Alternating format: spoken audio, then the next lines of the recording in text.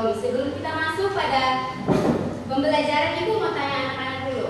Siapa yang di sini tahu hidrologi? Tidak. Jadi anak-anak, hidrologi itu berasal dari bahasa Yunani yang artinya hidrologia, yang berarti ilmu air. Jadi hidrologi itu adalah air. Jadi sekarang kita mau belajar mengenai air. Siapa yang di sini tahu siklus hidrologi? Tidak. Jadi anak-anak, siklus hidrologi itu merupakan proses pengeluaran air dan perubahannya menjadi uap air yang mengembun kembali menjadi air yang berlangsung terus-menerus, tidak berhenti.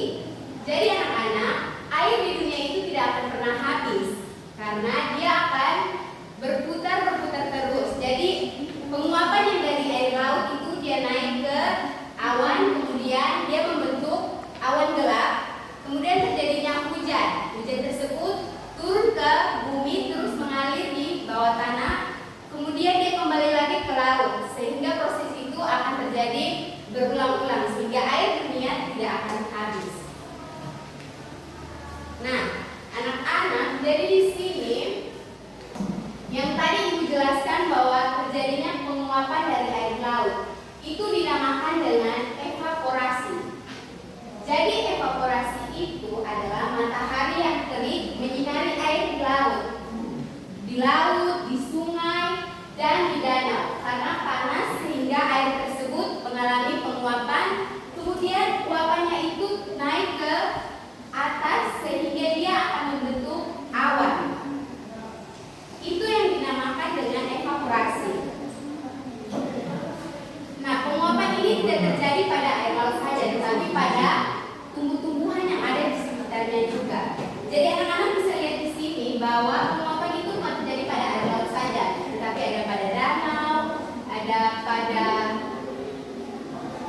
sungai dan lain-lain. Jadi di sini penguapan yang terjadi pada tumbuh-tumbuhan itu disebut dengan transpirasi. Jadi penguapan yang terjadi pada laut itu dia bernama tuh evaporasi. Sedangkan penguapan yang terjadi pada tumbuhan itu disebut dengan transpirasi. Anak-anak mengerti dengan Ibu jelaskan atau tidak? Mengerti, Ibu. Kalau begitu Ibu mau bertanya lagi. Penguapan yang terjadi pada air laut itu disebut dengan apa? Silakan, jangan takut-takut. Evaporasi, Ibu. Ya betul. Kalau penguapan yang terjadi pada tumbuhan itu disebut apa?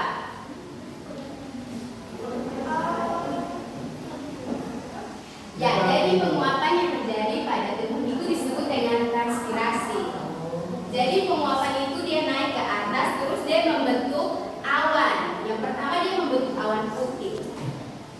Baik, selanjutnya setelah dia penguapan naik, dia membentuk awan. Pembentukan awan itu disebut dengan kondensasi. Di atas langit yang dingin, uap air tadi berkumpul bersama teman-temannya. Mereka saling berpelukan dan berubah menjadi butiran air kecil yang membentuk awan yang putih atau mendung. Jadi setelah terjadi penguapan dari air laut, dia naik, dia membentuk awan putih. Setelah dia membentuk awan putih, itu dinamakan dengan kondensasi. Nah, setelah dia membentuk awan putih, angin akan bertiup dan mengumpulkan penguapan itu terus-menerus sehingga terjadinya awan hitam atau yang biasa kita sebut dengan apa? Mendung. Oke, anak-anak belum fokus. Awal tadi bilang kalau sudah terjadi penguapan dan terjadi penguapan naik di awan putih terus dia bertiup ke awan yang gelap disebut apa? Mendung. Baik, anak-anak cukup mengerti. Ibu senang sekali kalau anak-anak mengerti. Iya, Ibu. Terus ketika kalau sudah di awan hitam akan terjadi apa? Hujan. Pintar, akan terjadi hujan turun. Nah, anak-anak, jadi ketika kalau hujan turun itu dinamakan dengan presipitasi. Jadi kalau teman-temanku, adik-adik dong, saudara-saudara dong, kalau tanya, Ibu kenapa jadi hujan turun itu disebut? Kenapa kita air nih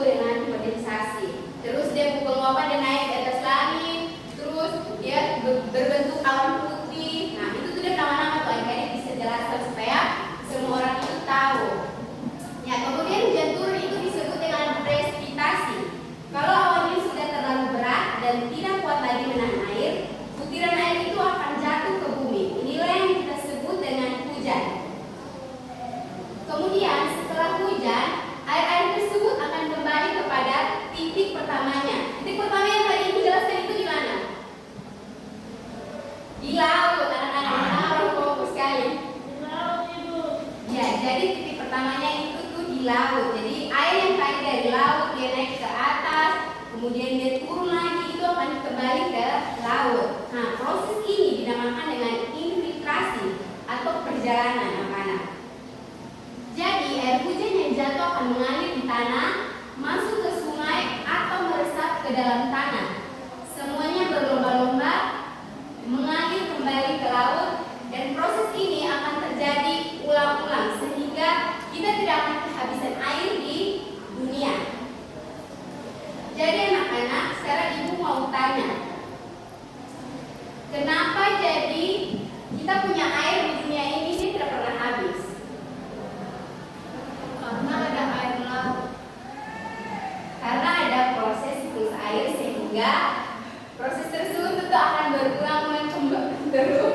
Sebab kita air tidak pernah habis anak-anak. Ibu akan tanya dari yang pertama lagi.